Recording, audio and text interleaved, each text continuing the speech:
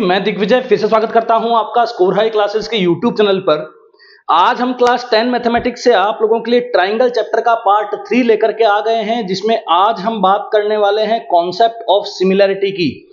क्योंकि class 9th और 10th के मैंने जो दो वीडियो लेक्चर अपलोड किए थे शुरू में, वो दोनों के दोनों वीडियो लेक्चर 9th क्लास के बच्चे भी देख सकते हैं और 10th क्लास के बच्चे भी देख सकते हैं। क्योंकि मैंने उन वीडियोस में जो बात की है वो बहुत बेसिक की बात की है, जो बात हमें पता होनी चाहिए अगर हम ट्राइंगल चैप्टर पढ़ने जा रहे हैं। Whatever we are studying that congruent और सिमिलैरिटी, हमें कम से कम ट्राइंगल चैप्टर का बेसिक पता होना चाहिए। अगर बेसिक पता होगा तो हम आसानी से आगे के क्वेश्चन और आगे के जो टफ कॉन्सेप्ट्स हैं उनको समझ पाएंगे। तो हम आ चुके हैं क्लास 10th के ट्राइंगल पार्ट 3 में, और आज हम यहां पे कॉन्ग्रुएंसी की बात नहीं करेंगे, आज हम यहां पे बात करेंगे कॉन्सेप्ट ऑफ सिमिलैरिटी की। तो आ जाइए फटाफट से कॉन्सेप्ट ऑफ सिमिलैरिटी पढ़ते हैं। तो कॉन्सेप्ट ऑफ सिमिलैरिटी क्या है? Geometric figures having the same shape but different sizes are known as similar figures. क्या कहा? ऐसे ज्योमेट्रिक फिगर्स जिनका शेप क्या है, सेम है, साइज से मतलब नहीं है। जिनका शेप क्या होना चाहिए? केवल सेम होना चाहिए। साइज अगर सेम नहीं है तो वो क्या कहला सकते हैं, क्या कहे जाएंगे? उन्हें कहा जाएगा सिमिलर फिगर्स। तो हमारे पास कुछ एग्जांपल्स हैं बच्चों यहां पे। ये एग्जांपल है, जैसे एक लाइन सेगमेंट है और ये भी एक क्या है, लाइन सेगमेंट है। अब ये लाइन सेगमेंट दोनों आपस में कॉन्ग्रुएंट तो नहीं है, क्योंकि एक लाइन सेगमेंट हो सकता है कि 3 सेंटीमीटर की हो, ये लाइन सेगमेंट हो सकता है कि ये 10 सेंटीमीटर की हो। तो इनकी जो लेंथ है वो सेम नहीं है, लेकिन इनका जो शेप है वो बिल्कुल सेम है। क्यों? क्योंकि ये भी क्या है, एक लाइन सेगमेंट, और ये भी क्या है स्टूडेंट्स, एक लाइन सेगमेंट। तो ये आपस में क्या हो जाएंगे? सिमिलर फिगर हो जाएंगे। अगर मैं बात करूं यहां से दो इक्विलैटरल ट्राइंगल की, क्या? दो इक्विलैटरल ट्राइंगल की। अगर मैं यहां पे एक इक्विलैटरल ट्राइंगल लेता हूं, चाहे उसकी साइड कितनी हो, 2 2 2 हो, और मैंने अगर यहां से एक इक्विलैटरल ट्राइंगल और बना लिया है और इसकी साइड चाहे कुछ भी हो, 5 5 5 हो या फिर 10 10 10 हो, हमें उससे मतलब नहीं है। अगर हमने यहां पे इक्विलैटरल ट्राइंगल बनाया है और यहां पर भी हमने इक्विलैटरल ट्राइंगल बनाया है, तो हम ये कह सकते हैं कि दोनों के दोनों फिगर जो होंगे वो सिमिलर होंगे, क्योंकि ये कॉन्ग्रुएंट नहीं होंगे। क्योंकि कॉन्ग्रुएंसी ये कहती है कि जब ओवरलैपिंग के समय जब ओवरलैपिंग की जाएगी वो उसे सुपर इंपोज कर लेगी। तो सुपर इंपोज करने का तो कोई चांस पैदा नहीं होता है। अब हम बात करते हैं दो सर्कल्स की। दो सर्कल तो हमेशा सिमिलर ही होंगे स्टूडेंट्स। अगर मैंने एक सर्कल बनाया है 5 रेडियस का और दूसरा सर्कल बना दिया है अगर 10 या 15 रेडियस का, तो ये दोनों आपस में ओवरलैप या सुपरपोजिशन की कंडीशन में तो आने से रहे, इसलिए ये दोनों कॉन्ग्रुएंट तो नहीं होंगे। लेकिन ये दोनों क्या होंगे? सिमिलर, क्योंकि इनका शेप क्या है? सेम है। शेप का मतलब है इनका जो आकार है वो कैसा है, और आकार कैसा है? इनका सर्कुलर ही है। यहां से मैंने एक स्क्वायर बनाया है, यहां से भी क्या बनाया है? स्क्वायर बनाया है। अब देखो, जैसे मैंने यहाँ पे इक्विलैटरल ट्राइंगल बनाया, वैसे ही मैंने स्क्वायर भी बनाया, लेकिन इक्विलैटरल ट्राइंगल के अंदर ये इक्विलैटरल बनाना इसकी कंडीशन है। स्क्वायर के अंदर हम इसे इक्विलैटरल स्क्वायर नहीं बोलते हैं, क्योंकि स्क्वायर का मीनिंग ही क्या है? इक्विलैटरल है, मतलब साइड सेम होती है।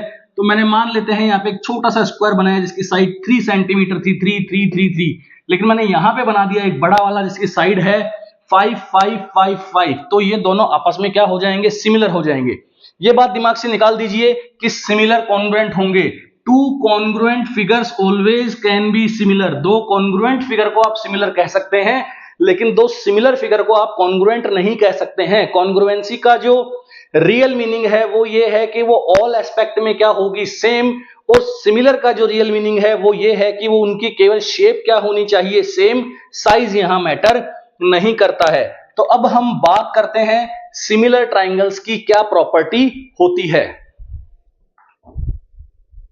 अब हम बात करेंगे कि प्रॉपर्टी क्या होती है सिमिलर ट्राइंगल्स की, क्योंकि हम पढ़ रहे हैं यहां से ट्राइंगल बेसिक हम पढ़ करके आए हैं दो वीडियोस में।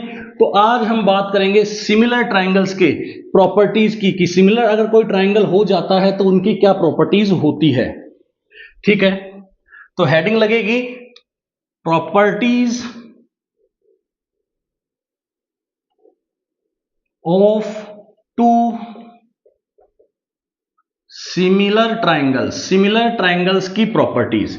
चलो फटाफट से दो सिमिलर ट्राइंगल बनाते हैं। चलो मैंने एक बनाया है, यहां से एक इक्विलेटरल ट्राइंगल बनाया है, एक इक्विलेटरल ट्राइंगल बनाया है ABC। यहां से मैंने इन तीनों की साइड्स को क्या कर दिया है, इक्वल कर दिया है। और मैंने एक ट्राइंगल यहां से और बनाया है, उसको नाम दिया है मैंने यहां से PQR। और ये तीनों साइड्स भी आपस में क्या है, इक्वल हैं। ठीक है, अब हमें ये पता चल गया है कि ये दोनों फिगर्स या दोनों ट्राइंगल्स क्या हैं, आपस में सिमिलर हैं, मतलब इनका शेप सेम है, साइज मैटर नहीं कर रहा है। क्लियर है? तो आप मुझे बताइए कि अगर मैं यहां से इन दोनों के सिमिलैरिटी को लिखना चाहूंगा, इन दोनों के सिमिलर ट्राइंगल्स के बारे में लिखना चाहूंगा, तो मैं कैसे लिखूंगा? मैं यहां से लिखूंगा कि ट्राइंगल ABC सिमिलर है ट्राइंगल PQR के। जो ABC है वो आपका सिमिलर है ट्राइंगल PQR के। क्लियर है? तो जब ये दो ट्राइंगल सिमिलर लिखे जा चुके हैं, तो यहां से हम इनके बारे में दो बातें लिखेंगे। जब ये दो ट्राइंगल आपस में सिमिलर लिखे जा चुके हैं तो हम इनके बारे में दो बातें लिखेंगे। अब इनके बारे में बातें कैसे लिखेंगे? हम इनके बारे में ये लिखेंगे कि जो इसका एंगल A है, मतलब जो इसका एंगल A है उतना का उतना ही एंगल P है, पता भी है, क्योंकि ये क्या है, इक्विलेटरल ट्राइंगल, और ये भी क्या है, इक्विलेटरल ट्राइंगल। यहां 60 60 60, तो यहां भी तो 60 60 60। क्लियर है? तो एंगल A को मैं किसके इक्वल करता हूं, एंगल P के। अब आप कहोगे कि सर एंगल A को P के ही कर सकते हैं क्या? क्यों के भी तो कर सकते हैं जी, बिल्कुल कर सकते हैं। ये एक स्पेशल केस है। आप ABC को QRP या QPR या RQP या RPQ भी बोल सकते हैं, यहां कोई इशू नहीं है, हर जगह नहीं बोल सकते। क्लियर है? तो मैं फिलहाल सिंपल लिख रहा हूं, तो मैं लिखूंगा यहां से angle A equal angle P, angle B equal angle Q, angle C equal angle R। Clear है? मतलब corresponding angles of two similar triangles will be equal. जो कोरेस्पॉन्डिंग एंगल्स होंगे दो सिमिलर ट्राइंगल्स के, वो क्या होंगे बच्चों, यहां से इक्वल होंगे। अब मैं यहां से एक बात और लिखने जा रहा हूं, और वही बात आज की बहुत ज्यादा इंपॉर्टेंट है। मैं पहले इंग्लिश लिखता हूं, उसके बाद उसकी मैथमेटिक्स लिखने की कोशिश करूंगा। क्लियर है? तो मैं इंग्लिश लिखता हूं पहले। The ratio of corresponding sides of two similar triangles will be equal. ध्यान से, दो सिमिलर ट्राइंगल्स के कोरेस्पॉन्डिंग साइड्स का रेशियो इक्वल होगा, दो सिमिलर ट्राइंगल्स के कोरेस्पॉन्डिंग साइड्स का रेशियो इक्वल होगा। ये है भैया इसकी कोरेस्पॉन्डिंग साइड, ये अगर साइड है इसकी तो इसकी कौन सी होगी, ये होगी।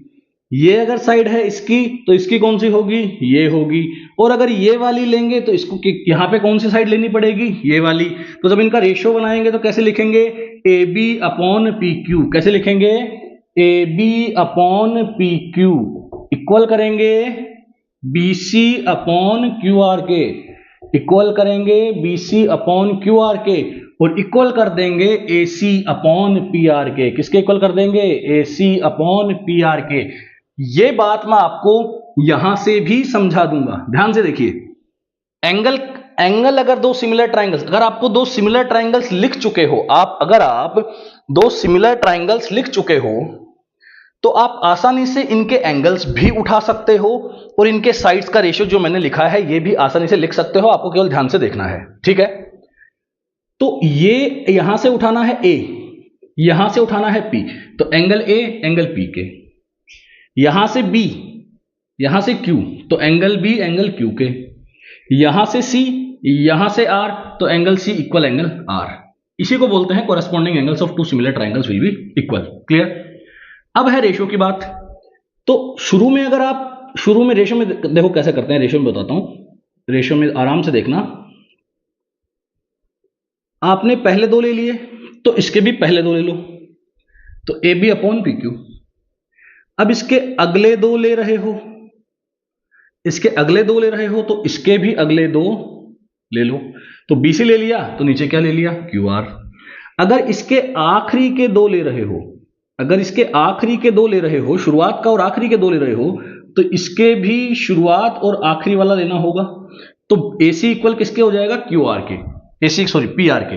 तो बस ये वाली बात आपको यहां से ध्यान रखनी है। नेक्स्ट वीडियो लेक्चर में हम बात करेंगे बहुत ही इंपॉर्टेंट कॉन्सेप्ट की, जिसे बोला जाता है बेसिक प्रोपोर्शनैलिटी थ्योरम।